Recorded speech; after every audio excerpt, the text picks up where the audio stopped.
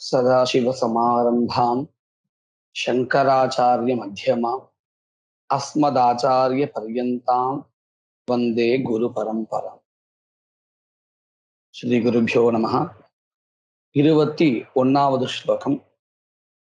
स्मृत्वा मां हृदि जायतेति विनयः क्रव्यादमात्रेऽपि ते भर्ता भूमिसुते सदा नृतगुणस्तेतोऽपि सौख्यं कुतः जाते मय्यसु नायके तव सुखं स्यादेव किं दूयसे किं रे जल्पसि दुर्वचः खलमते भूयोऽपि नेदं वद.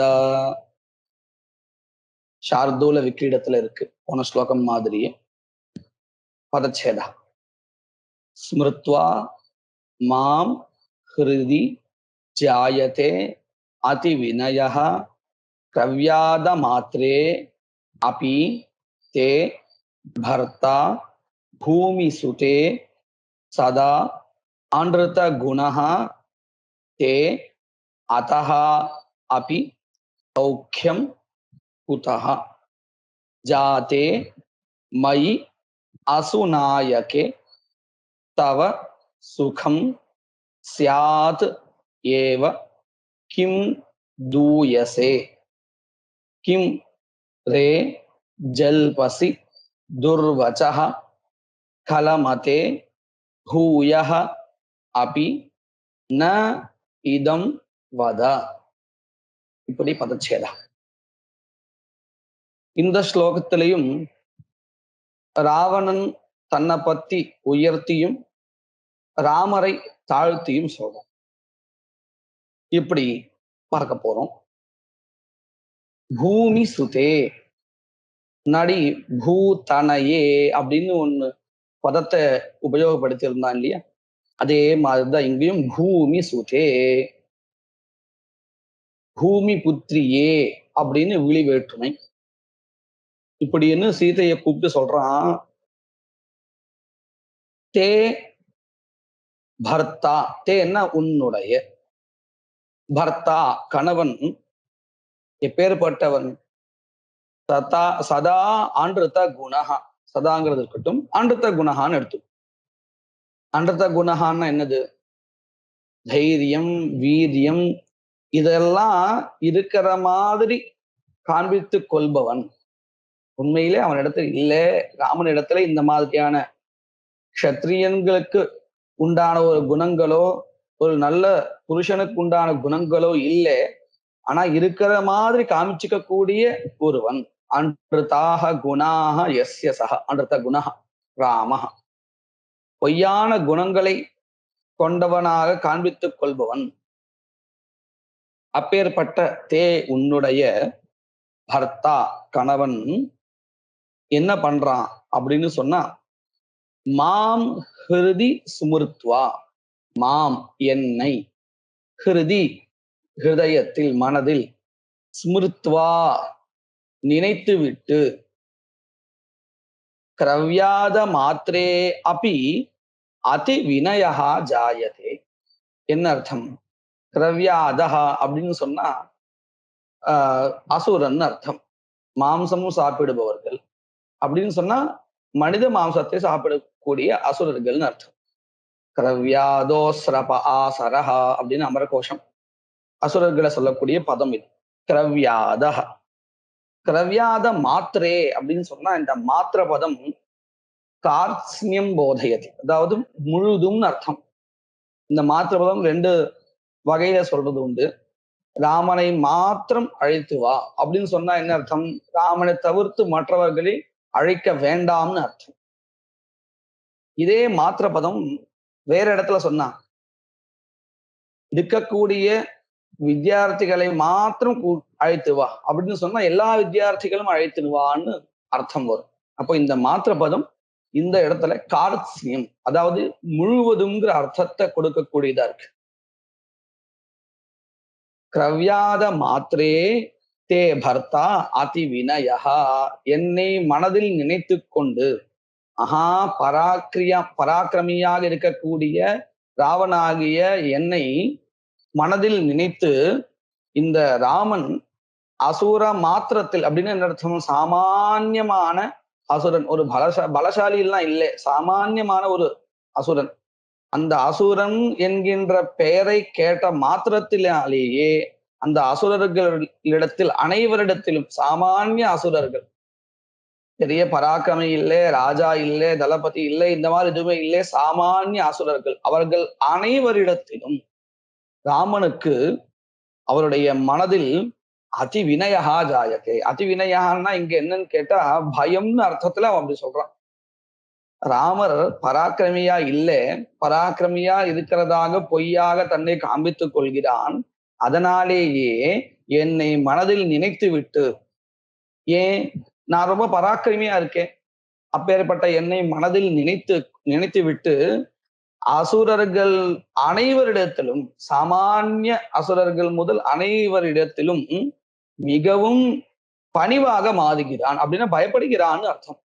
ராமன், ஹே பூமி சுதே தே பர்த்தா, உன்னுடைய கணவன், அன்றுத்த குணகா, குணங்களை பொய்யாக தன்னிடத்தில் இருப்பதாக காண்பித்துக் கொள்ளக்கூடிய உனது கணவன், மாம் என்னை ஹிருதி ஸ்மிருத்வா, இந்த ஹிருதயத்தில் நினைத்து விட்டு, கிரவ்யாத மாத்திரை அசுரர்கள் அனைவரிடத்திலும் அதி வினயகா ஜாயதே, மிகவும் பணிவானவனாக ஆகிறான், பயப்படுபவனாக இருக்கிறான்.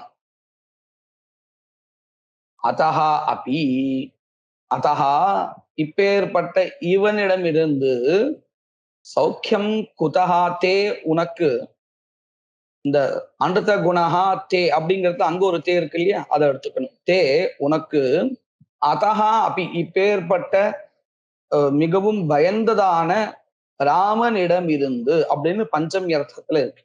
அதஹா அபி இப்பேற்பட்ட ஒரு பயந்தாங்கொலியா இருக்கக்கூடிய ராமனிடம் இருந்து கூட, சௌக்கியம் குதஹா ஜாயதே, உனக்கு சுகமானது எப்படி ஏற்பட போகிறது? ஒரு பெண்மணிக்கு ஒரு நல்ல கணவன் அப்படின்னு சொன்னா எல்லா விதத்திலும் பராக்கிரமியா இருந்துண்டு ஐஸ்வர்யங்கள் நிறைய வைத்துண்டு இருந்தா தானே அந்த பெண்களுக்கு அந்த ஆணிடம் ஒரு சுகம் கிடைக்கும். அது எதுவே இல்லையே ராமன் கிட்ட இருந்து. அப்படி இருக்கும் பொழுது அப்பேற்பட்ட ராமனிடம் இருந்து, தே உனக்கு சௌக்கியம் குதஹா ஜாயதே, சுகமானது எப்படி ஏற்படும் அப்படின்னா என்ன அர்த்தம்? இது அனைத்தையும் கொண்டவன் நான், என்னை நீ விரும்பினாயே ஆனால் உனக்கு இவைகள் எல்லாம் கிடைக்கும் அப்படின்னு மறைமுகமா சொல்றேன். அதுக்கு அடுத்த விஷயம் நேரடியாவே சொல்றேன். ஜாதே மஜி அசுநாயகே தவ சுகம் சியாதேவ கிம் தூயசே. மயி என்னிடத்தில், அசுநாயகே, அசுன்னா பிராணஹான்னு அர்த்தம், நாயகேன்னு தெரியும், பிராணநாயகனாக என்னிடத்தில் நீ மாறுகையில், ஜாதே மாறுகையில், நீ என்னிடத்தில், மயி என்னிடத்தில், பிராணநாயகே ஜாதே நாயகனாக என்னை ஏற்றுக்கொள்கையில், தவ உனக்கு, சுகம் சியாதேவ உனக்கு சுகமானது கண்டிப்பாக ஏற்பட போகிறது. ஏன்னா என்னிடம் ஐஸ்வர்யம் இருக்கிறது, மகா பராக்கிரமியா இருக்கேன், அசுர குலத்துக்கு அதிபதியா இருக்கேன், ராஜ்யம் இருக்கு. இப்பேற்பட்ட என்னிடம் இருந்து கண்டிப்பாக உனக்கு சுகமானது ஏற்படும். சியாதேவ, சியாத்துனா இருக்கும், சியாதேவனா கண்டிப்பாக ஏற்படும். எப்பொழுது? நீ என்னிடத்தில் பிராணநாயகனாக மாறும் பொழுது. ராமனிடத்தில் இதெல்லாம் கிடைக்காது, இந்த இதெல்லாம் என்கிட்ட தான் கிடைக்கும் அப்படின்னு சொல்லிட்டு, இப்பேற்பட்ட என்னை கிம் தூயசே, ஏன் என்னை தூற்றுகிறாய், என்னை ஏன் தவறாக சித்தரிக்கிறாய், என்னை ஏன் விரும்ப மாட்டேங்கிறாய் அப்படிங்கிறதெல்லாம் சொல்றார். கிம் தூயசே, ஏன் தூற்றுகிறாய். இதுவரையில் ராவன் சொன்னதான விஷயங்கள் 3 பாதங்கள்ல கடைசி பாதத்துல சீதை அந்த ராவணனுக்கு சொல்லக்கூடிய பதில் என்ன சொல்றா? கிம் ரே ஜல் பசி துர்வச்சஹா. ரே அப்படிங்கிறது நம்ம ஏற்கனவே பார்த்திருக்கோம், விழி வேற்றுமை, எந்த அர்த்தத்துல கூப்பிட போறோங்கிறது நம்ம பார்த்திருக்கோம். கிம் ஜல்பசி, என்ன புலம்பின் இருக்கே, அதுவும் எதை? துர்வச்சஹா, கெட்ட வார்த்தைகளை, காதால் கேட்கக்கூடாத, என் காதால் கேட்கக்கூடியதாக இல்லை இந்த வார்த்தைகள், அப்பேற்பட்ட வார்த்தைகளை கிம் ஜல்பசி, ஏன் புலம்பின்றே இருக்கே கலமதே. முதல்ல ராவணனை இப்படி கூப்பிட்டு தான் இந்த பேச்சை பேசுறான். கலமதே, துஷ்ட புத்தியை உடையவனே. கலஹா அப்படின்னா துஷ்டஹா, மதிஹின்னா புத்தி. துஷ்ட புத்தியை உடையவனே, கிமர்த்தம் ஜல்பசி, ஏன் புலம்புற? துர்வச்சகா ஜல்பசி, தவறான வார்த்தைகளை ஏன் புலம்புற? பூயோபி நேதம் வத, மேலும் ந இதம் வத, இதை சொல்லாதே.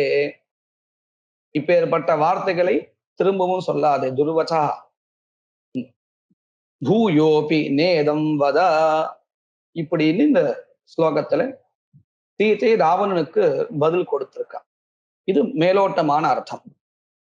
இதுல பூயோபி நேதம் வத அப்படின்னு இருக்கு இல்லையா? இந்த வாக்கியத்தை பார்த்தா நமக்கு என்ன அர்த்தம் தோன்றது? பூயோபி மறுபடியும், நேதம் வத இப்பேற்பட்ட வாக்கியங்களை சொல்லாதே அப்படின்னு அர்த்தம் வருது இல்லையா? அதுல இந்த நேதம் இருக்கு, அதை நாம நே தம் அப்படின்னு தனியா பிரிச்சுக்கணும். பிரிச்சுட்டா என்ன அர்த்தம் கிடைக்கும்? நே நகாரஸ்தானே. நாம ஏற்கனவே பார்த்திருக்கோம், ஒவ்வொரு எழுத்தையும் எடுத்து அதுல இருந்து ஒரு சப்தமா இவர் உருவாக்குகிறார் அப்படிங்கிறது பார்த்திருக்கோம். நஹா நௌ, நே நஹா நௌ, நாஹ் இப்படின்னு ஒரு ராமசப்தம் மாதிரி பண்ணிட்டோம்னு சொன்னா அதோடைய சப்தமி விபக்தி என்ன வரும்? நே அப்படின்னு வரும்.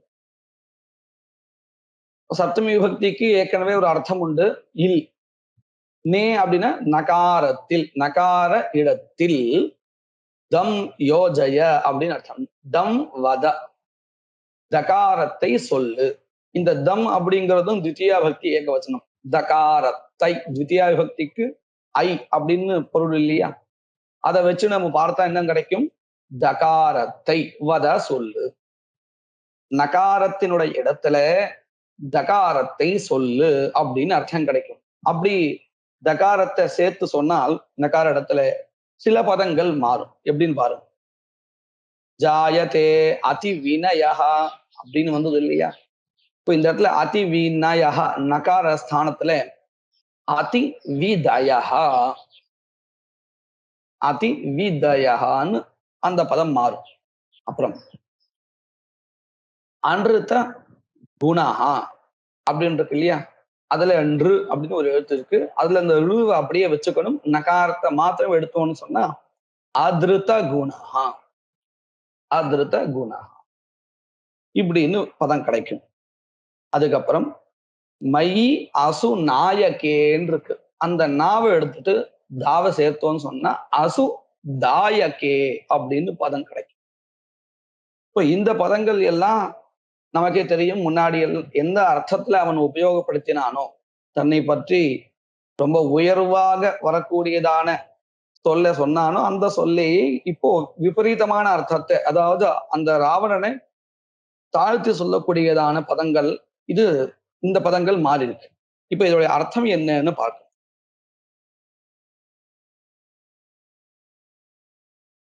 முதல்ல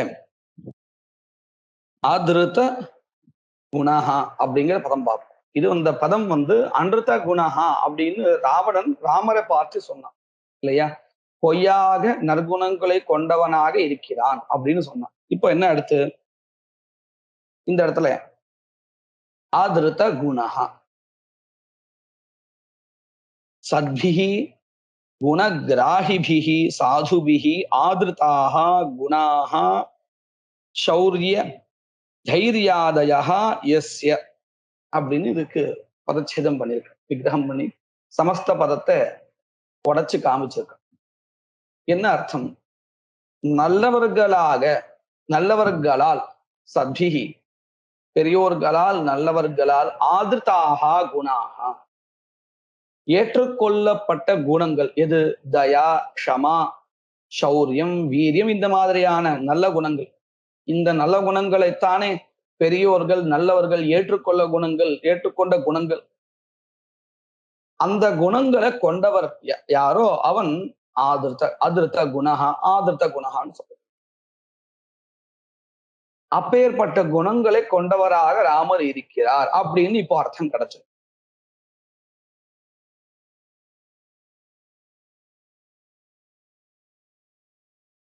இந்த இடத்துல முதல் பதத்துக்கு நம்ம அர்த்தம் பார்த்துட்டோம். ஆதிர்த்த குணஹா யஹா சஹா. அடுத்த பதம் கிரவ்யாத மாத்திரேபி அப்படின்னு இருந்தது. இந்த கிரவ்யாதா அதுல நகாரம் இல்லை. அதுக்கப்புறம் ஆண்டு அதி வினயா அப்படின்னு இருந்தது. அதி வினயா அதுல நம்ம நகாரத்தை எடுத்துட்டோம்னு சொன்னா என்ன வரும்? அதி விதயா விகதா தயா எஸ்ய சஹா விதயா அப்படின்னு என்ன அர்த்தம்? கிரவ்யாத மாத்திரே ராட்சசன் மொத்த ராட்சசர்கள் யார் யாருக்கெல்லாம் அத்தனை பேரு மேலேயும் இவருக்கு கோபம் ஜாஸ்தியா எடுத்தான். ஏன் அப்படின்னு கேட்டா இந்த ராவணன் பண்ண காரியம் தான் அது காரணம். ஹிருதி மாம் ஸ்மிருத்வா அதி வினயகான்னு சொன்னார் இல்லையா? என்ன நினைச்சுண்டு பயந்துட்டு இருக்கார் அவர். என்ன நினைச்சுண்டு பயம் எங்க ஏற்பட்டிருக்குன்னு கேட்டா இந்த அசுர குலத்திலேயே பயம் ஏற்பட்டுடுது அப்படின்னு சொன்னார் இல்லையா? இப்ப அதே வாக்கியம் இப்படி நம்ம அர்த்தம் பண்ணணும். ராவணன் பண்ண அந்த தப்பு இருக்கு இல்லையா? சீதாபகரணம். அந்த ஒரு தப்பை நினைச்சுண்டு மாம் ஹிருதி, மாம்னா ராவணனை, எப்பேற்பட்ட ராவணனை? சீதாபகரணம் பண்ணதான ராவணனை மனதில் நினைத்து கொண்டு கிரவ்யாத மாத்திரை அசுர குலத்துல மொத்தத்திலையும் அதி விதயாவா இருக்காரா ராமர். அப்படின்னு அர்த்தம்? தயை இல்லாம இருக்கா, எல்லாரையும் அடிச்சு போட போறாரு. இப்போ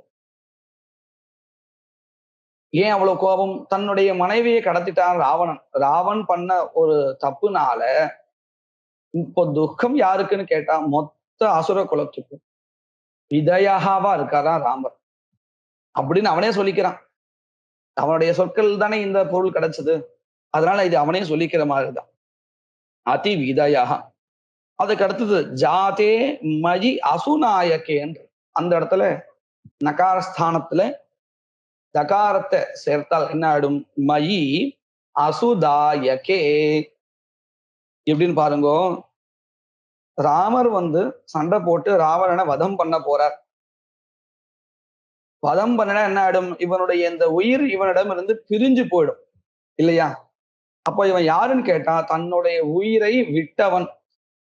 அசுதாயகா. அசுன்னா பிராணன், தாயகான கொடுப்பவன், விடுபவன் அர்த்தம். அப்ப இவன் பின்னாடி என்னவா ஆக போறான்? மயி அசுதாயகே ஜாதே, நான் உயிரை விடுபவனாக இருக்கும் சமயத்தில் தவ சுகம் சியாதேவா. சீதையை பார்த்து முன்னாடி இந்த வாக்கியங்களை அவன் சொன்னான். சொல்லும் பொழுது எந்த அர்த்தத்துல சொன்னா? என்னிடத்தில் நீ பிராணநாயகனாக இருந்தால், அதாவது பிராணநாயகியாக நீ மாறினால் உனக்கு சுகம் ஏற்படும்னு சொன்னான். இப்போ அதே என்ன அர்த்தம் கொடுக்கிறதா மாறிடுத்துன்னு சொன்னா, என்னுடைய உயிர் போகும் சமயத்தில், நான் உயிரை விடுபவனாக இருக்கும் சமயத்தில், அதாவது இவனுடைய இறப்பு ஏற்படுகையில் தவ சுகம் சியாதேவா, ஹே சீதையே உனக்கு சுகம் ஏற்படும் தானே? இப்பேற்பட்ட மகாபாபி போயிட்டானேன்னு உனக்கு ஒரு சுகம் ஏற்படும் தானே? அப்பயே என்னை திட்டுற. முன்னாடி என்ன சொன்னா, நீ என்னுடைய பிராணநாயகியாக மாறிட்டேன்னு சொன்னா உனக்கு சுகம் ஏற்படும் தானே? அப்படி இருக்கும்போது என்னையே தூற்றுகிறாய்ன்னு கேட்டான். இப்போ அதுவே என்னவா ஆயிடுத்து? நான் இறந்து போகையில், என்னுடைய உயிரை நான் விடுகையில் உனக்கு சுகம் ஏற்படும் தானே? அப்படி இருக்கும்போது நீ ஏன் திட்டுற அப்படிங்கிற மாதிரி அர்த்தத்துல மாறிடுச்சு. மயி அசுதாயகே, நான் உயிர் கொடுக்கையில் தவ சுகம் சியாதேவ, உன்னுடைய சுகமானது ஏற்படதான் போகிறது. அப்படி இருக்கும் பொழுது ஏன் அவசரப்பட்டு தூயசைக்கும் தூயசை, உனக்கு எந்த ஒரு பாதிப்பும் ஏற்பட போறதில்லை. ராமன் உன்னை இப்படியே அழைத்து சொல்ல போகிறான், என்னுடைய வதத்தையும் செய்ய போகிறான். அப்படி இருக்கும் பொழுது நான் சொல்றதெல்லாம் வச்சுட்டு நீ ஏன் கோவப்பட்டு என்ன தூற்றுகிறாய் அப்படிங்கிற ஒரு அர்த்தத்துல இப்போ மாறிடுச்சு. இந்த இடத்துலயும் கூட சாவிதாட்சரம் தான் பிரதிதத்தாட்சரம் சொல்லுவோம். ஏன்னா நகாரத்தினுடைய ஸ்தானத்துல இன்னொரு தகாரத்தை சேர்த்திருக்கும். இது பிரதிதத்தாட்சரம்னு பேரு. நம்ம முதல்லயே 3 வகையா பார்த்தோம். அதுல இது பிரதிதத்தாட்சரமா இருக்கு. மேற்கொண்டு ஸ்லோகங்களை வருங்காலத்துல